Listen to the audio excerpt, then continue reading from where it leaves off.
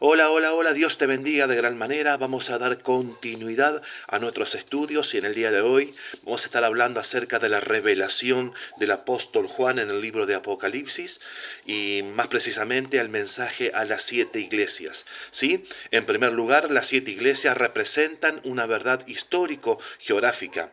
En realidad existieron en la época de Juan 7 iglesias ubicadas en las ciudades señaladas y con las características de esos capítulos. En segundo lugar, representan una realidad universal. En todo tiempo y lugar puede haber una iglesia con las condiciones de cualquiera de las 7 descritas en Apocalipsis. Por otra parte, una misma iglesia puede pasar por varias de las circunstancias allí mencionadas. En tercer lugar, tenemos un cumplimiento cronológico. La Iglesia Universal en su historia está pasando por cada una de las 7 etapas que llevan el nombre de una de esas iglesias. El mensaje a cada iglesia cuenta con un modelo común en su estructura. La presentación del Señor con alguna característica suficiente para la situación de la iglesia, descripción de las virtudes, mención de los yerros, advertencia acerca del error y promesa a los que tomen victoria sobre la situación reinante.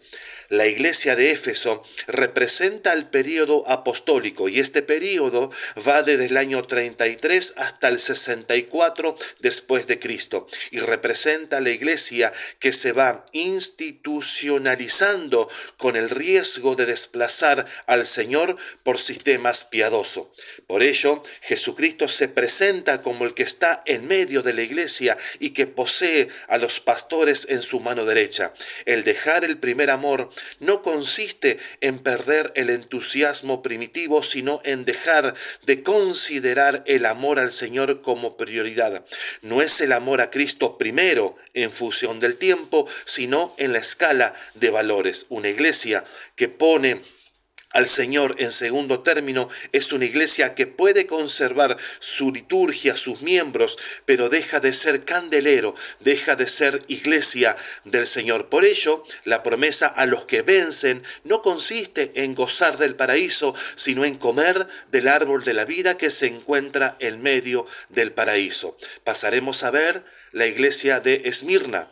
En este caso, el Señor se muestra como Él mismo de siempre, el que venció la peor de las tribulaciones del hombre, que es la muerte. Es interesante observar que esta iglesia, a pesar de que se encontraba bajo terribles persecuciones que la habían despojado de todo bienestar, está rica por depender de la mayor riqueza que el ser humano puede tener, que es Cristo. Existe una advertencia que no corresponde a errores de la iglesia, sino en prever lo que la iglesia había de pasar. Esmirna corresponde a la época post-apostólica y de las persecuciones. Este periodo corresponde a los del año 64 a 312. Y las promesas del Señor son específicas para una iglesia de semejantes perfiles. El premio de la vida eterna por ser fieles pagando el precio de la muerte. El periodo de Pérgamo comprende los años 312 a 606 y durante estos años la iglesia gozó de bonanza debido a la inclinación de Constantino el Grande hacia el cristianismo. Pero este cambio permitió que la iglesia sutilmente penetrara en el área de la política y las modas al punto de que las conversiones masivas respondían a la conveniencia y no a un sincero vuelco a la gracia de Dios. Por ello, el Señor Jesucristo se presenta como el que tiene la espada de dos filos, es decir, la palabra de Dios. El ingreso de la iglesia a la popularidad y su unión con el Estado se describe gráficamente al señalarle que mora donde Satanás tiene su trono. Podemos ver que la doctrina de Balaam consistía en ingresar disimuladamente en la iglesia prácticas que la contaminasen al estilo de este profeta del Antiguo Testamento. Se cree además que los nicolaitas eran un grupo que ponían un énfasis desmedido en las jerarquías eclesiásticas, el cual dio lugar al sistema católico de obispos, cardenales y papas. La advertencia consistió en que el Señor mismo descubriría por medio de su palabra aquellos errores que se estaban introduciendo. La promesa tiene como particularidad señalar que el trato de Dios es en secreto y privado y que las apariencias pueden engañar acerca de alguien que se dice ser creyente. En medio de un pueblo que mayoritariamente se decía ser cristiano, el Señor tenía un trato personal solo con los que le habían vencido la práctica de la hipocresía y del pecado. Bien, vamos ahora a los 4 mensajes finales. El período que siguió a la iglesia luego de la etapa de la unión de esta con el Estado duró desde el año 606 hasta el año 1517, época en que Lutero clavara la tesis en la catedral de Wittenberg. Este período, que representa el poderío papal, lleva el nombre de Tiátira. En la carta Tiátira, el Señor se presenta como el que todo lo escudriña y como el vencedor. Era lógico que se presentara así a una iglesia que se creía soberana sobre el mundo al mismo tiempo que practicaba la corrupción. De todas maneras, el Señor Jesucristo le atribuye ciertos méritos en cuanto a obras, amor, fe, servicio y paciencia. Pero entre los defectos que la iglesia presenta se encuentra la admisión indolente de Jezabel, una mujer licenciosa y corruptora. Quizás esta mujer sea un tipo del papado de aquel tiempo que no cesaba de contaminar al mundo con sus negocios impuros. Es de cierto dominio que en la época del oscurantismo había sacerdotes y obispos que practicaban mancias y astrología. Tal vez a esto se le llame profundidades de Satanás. Ante la presión de los líderes por corromper la fe, era lógico que los creyentes humildes de aquel tiempo conformaban la iglesia del Señor no recibieran tantas exigencias. La promesa a las generaciones de este tiempo que seguían fieles al Señor, sufriendo las humillaciones por parte de las jerarquías, era obvia: ser vencedores y reinar sobre la tierra, haciendo quizás alusión a la bienaventuranza de que los mansos heredarían la tierra.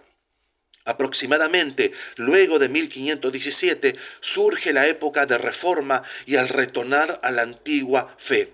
Del trono del cristianismo de Occidente se desprende la gruesa rama del protestantismo, cuya esencia consistía en renunciar a los excesos del sistema católico romano. Se trata de la etapa de Sardis, que continúa hasta el año 1750.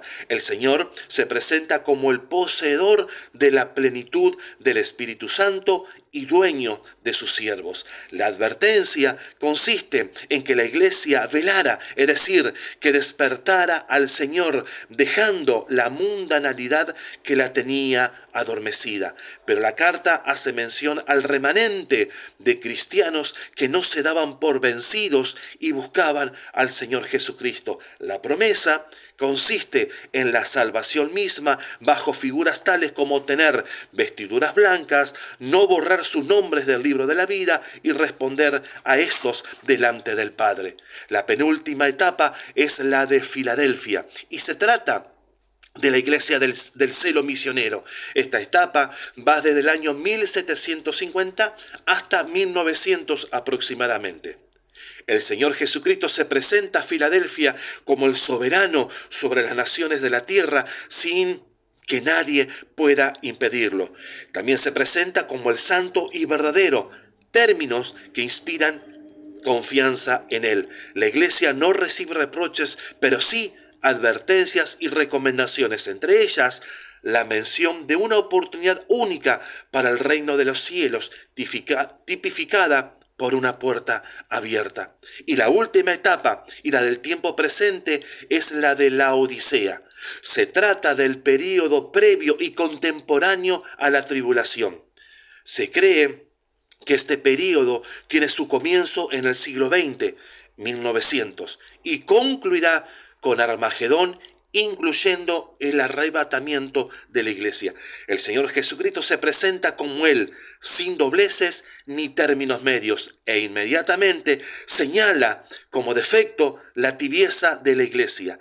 La tibieza es consecuencia de tres acciones distintas: mezcla de lo caliente con lo frío, algo calentado por la mitad o algo caliente que comenzó a enfriarse. En nuestros tiempos de ciencia, tecnología y avances en las comunicaciones, corremos el riesgo de creer que una iglesia poderosa es aquella de mucha gente y mucho dinero, ¿sí? No falta quien evalúa a una iglesia por el aspecto material, y esto se transforma en un elemento de presión que obliga a los inmaduros a buscar cierto estatus pagando precios originales y engañosos. Una iglesia con estas características está poseída por el espíritu del mundo. A pesar de que la Odisea tiene un alto concepto de sí misma, Dios le habla palabras duras, haciendo referencia a su miserable estado espiritual. La promesa para los vencedores que buscan al Señor es la de compartir el reinado de Jesucristo al fin del siglo. Si bien las características de la iglesia del presente no concuerdan con esta etapa, el espíritu de estos días tienta una y otra vez a buscar las cosas de abajo y no las cosas de arriba. Así que la iglesia de Cristo será arrebatada y quedarán los tibios, que en lugar de depender del Señor, dependen de las apariencias.